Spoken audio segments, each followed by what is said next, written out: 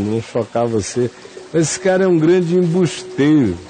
Ixi. Eu gosto de arqueologia, eu não gosto da tentativa que você acabou de fazer, de achar que são achados arqueológicos que provam qualquer coisa, estilo, e a Bíblia tinha razão. Lembra desse livrozinho aí?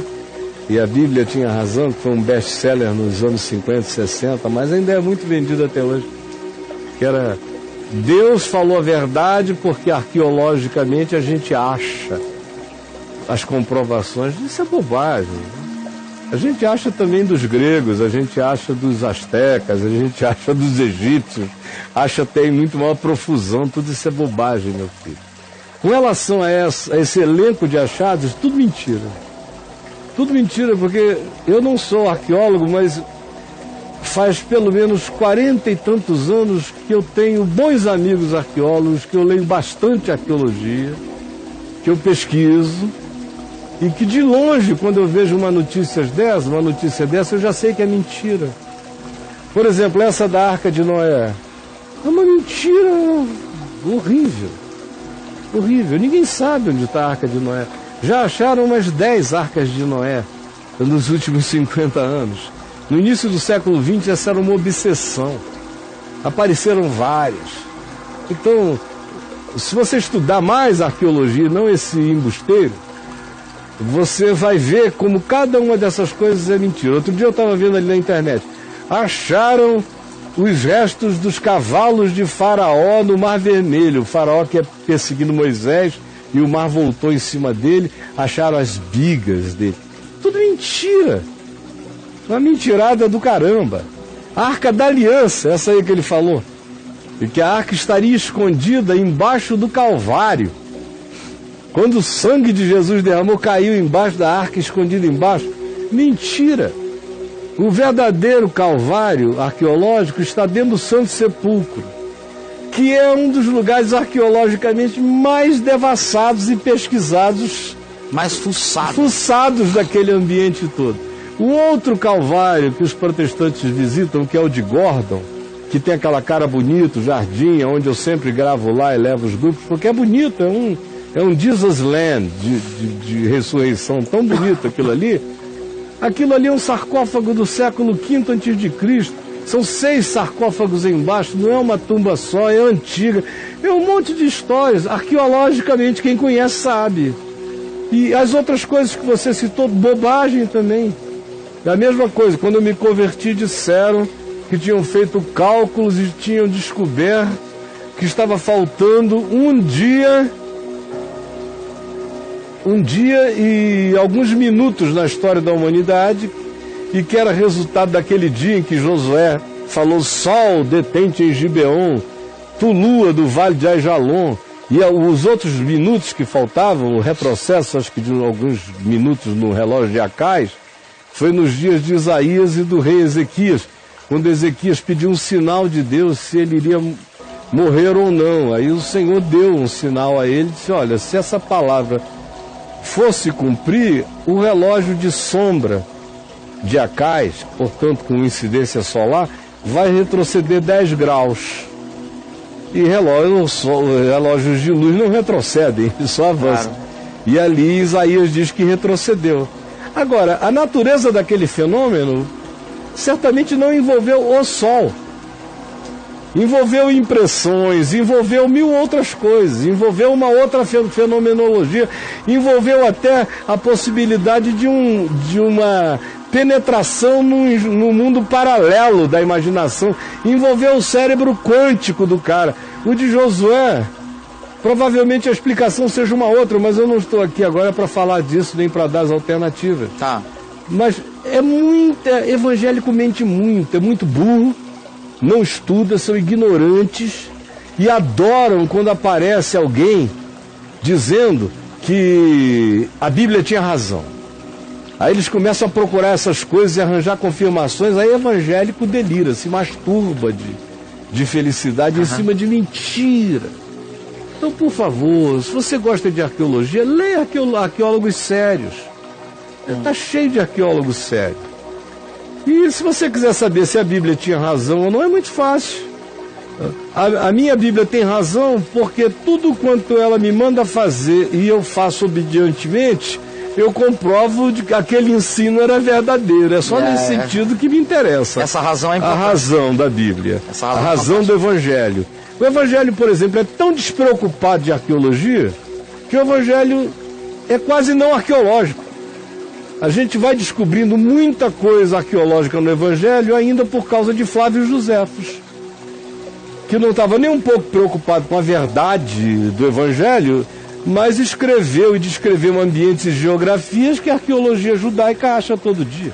Então Flávio Josefos é o cara que você viu tá na Bíblia. É. Ele escreveu, tá? Ele, a Bíblia tinha razão. A Bíblia tinha razão. E esse cara, esse arqueólogo aqui, ele é adventista. Pois é. O cara vai ler arqueólogo adventista, arqueólogo testemunho de Jeová, arqueólogo não sei o quê, arqueólogo do movimento criacionista de San Diego. É todo carta comprada. É gente que não faz arqueologia. Eles vão atrás de pseudo-fundamentações para as suas doutrinações. É básico. A arqueologia faz xixi de tanto rir de um bicho desvairado desse. Então, querido, me desculpa. Fica chocado comigo não, mas se você quiser aprender uma coisa comigo, aprenda essa, por favor, também. É isso aí. O Barcaí está muito mais em cima da bola. O Barcaí é um dos maiores da Terra.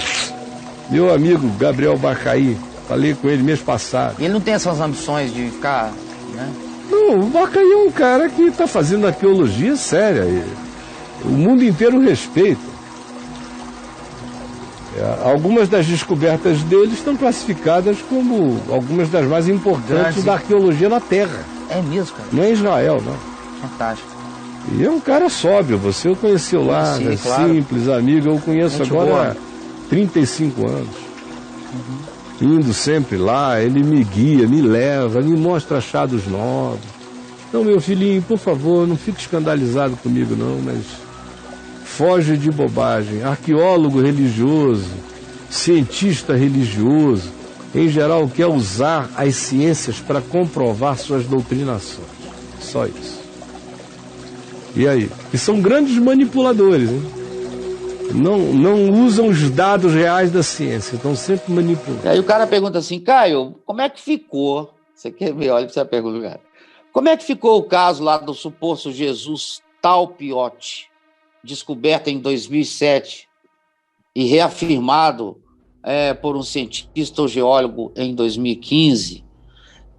O James Cameron, Caio, fez um documentário falando disso, disse que tem indícios do túmulo de Jesus, etc. Não, eu vi esse Aí o cara falou, a igreja e a imprensa não se manifestaram mais. O que aconteceu?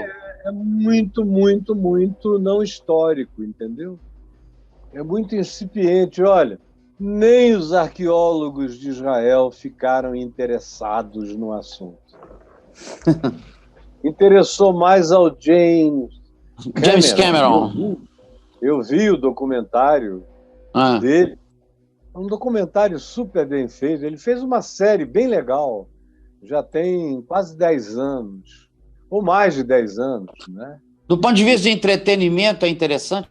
Muito bom. E também de alguns aspectos culturais, algumas cronologias bem legais, muito bem feito. Agora, essa tumba, que diz que é a tumba de um irmão de Tiago, e lá em Jerusalém, Tiago tinha um monte de irmãos, sem falar que havia um monte de Tiagos, e Tiago era um nome muito comum.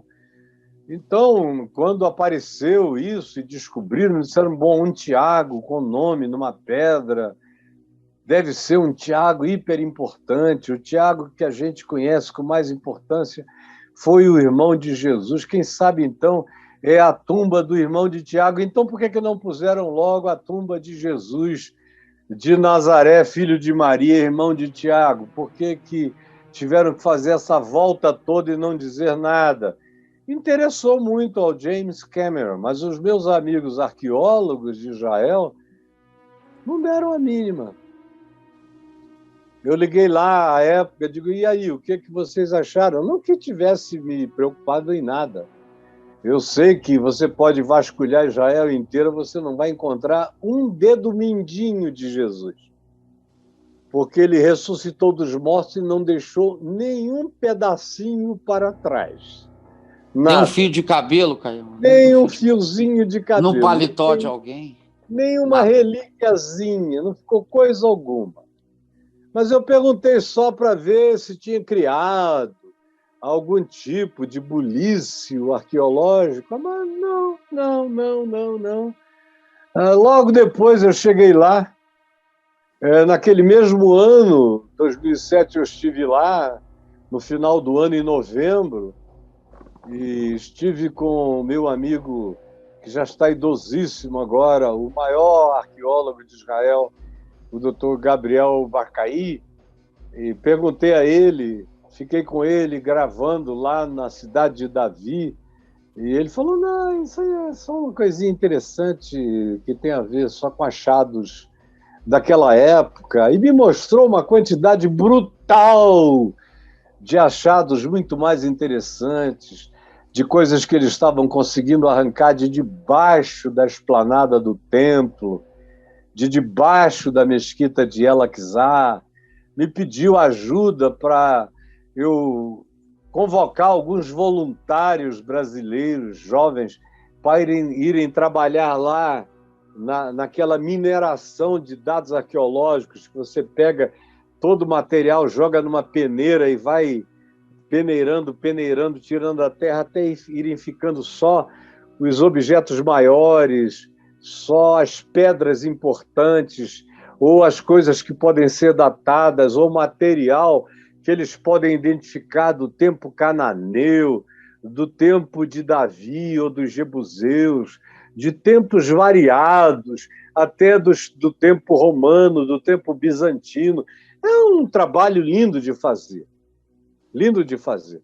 Se eu tivesse umas 5 vidas, uma delas ia ser arqueológica. Como eu só tenho uma, eu dei essa vida para o melhor que eu podia fazer dela, que é gastá-la com a alegria com a qual eu invisto o meu ser na pregação do Evangelho. Mas eu acho a arqueologia extraordinária e gosto de estudá-la e de estar por dentro dela, não só em Israel, mas no mundo inteiro. A minha mulher sabe que eu devo assistir uns 3 ou 4 documentários arqueológicos por dia.